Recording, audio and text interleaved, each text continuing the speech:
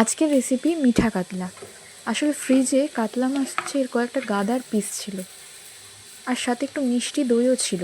এবার মিষ্টি দই দিয়ে তো দই কাতলা বানানো যাবে না, সেই কারণে আমি ভাবলাম নতুন কিছু একটা ট্রাই করা যাক, রেসিপি হিট হলে তখন শেয়ার করা যাবে। তাই রেসিপিটা হিট করে গেছে, সেই জন্য শেয়ার করছি। তো মাছগুলোকে প্রথমেই আমরা ভেজে নেব। মাছের দু পিঠে লাল করে ভেজে নেব। আমি এখানে সর্ষের তেলে রান্নাটা করেছি পুরোটাই।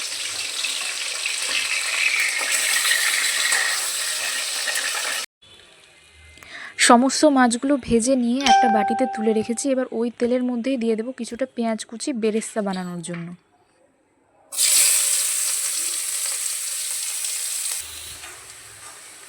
পেঁয়াজের বেরেস্তাটা ভাজা হতে হতে আমরা ওদিকে গোটা গরম মশলাটা জোগাড় করে নেব। পেঁয়াজের বেরেস্তার কিছুটা আমরা তুলে রাখবো, আর কিছুটা কড়াইয়েই থাকবে। তার মধ্যেই দিয়ে দেবো ওই গোটা গরম মশলা।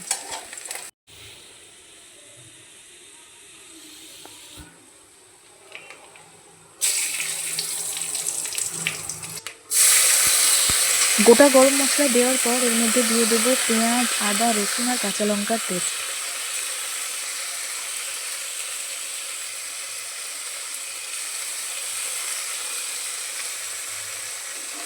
আমি একেবারে মিক্সি ধোয়া জলটাও অ্যাড করে দিয়েছি এর মধ্যে। এরপর একে একে গুঁড়ো মশলাগুলো অ্যাড করব। দেবো 1 চা চামচ জিরে গুঁড়ো, 1 চা চামচ লাল লঙ্কার গুঁড়ো, 1 চা চামচ হলুদ গুঁড়ো, স্বাদ মতো লবণ দিয়ে ঢাকনা দিয়ে দেব। আমি এখানে ভাগীরথীর মিষ্টি দই ইউজ করেছি।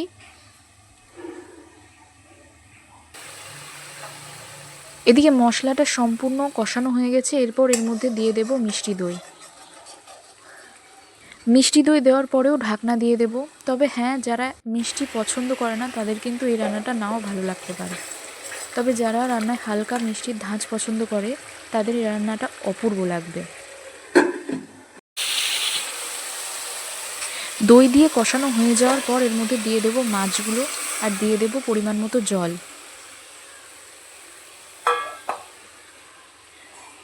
জল দেওয়ার পরে ঢাকনা দিয়ে দেবো, যাতে মাছের মধ্যে মশলার ফ্লেভারটা ভালো করে ঢুকে যায়।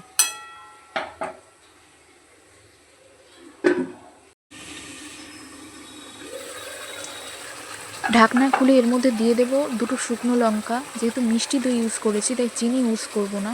দিয়ে দেবো বেরেস্তাটা, আর দিয়ে দেবো 1 চা চামচ ঘি, আর 1 চা চামচ গরম মশলার গুঁড়ো। ব্যাস, তাহলেই তৈরি আমাদের মিঠা কাতলা। ভিডিওটি ভালো লাগলে ভিডিওতে একটি লাইক করে দেবেন এবং চ্যানেলটিকে সাবস্ক্রাইব করে পাশে থাকবেন, আর কমেন্ট করে জানাবেন কেমন লাগলো আপনাদের এই ভিডিওটা।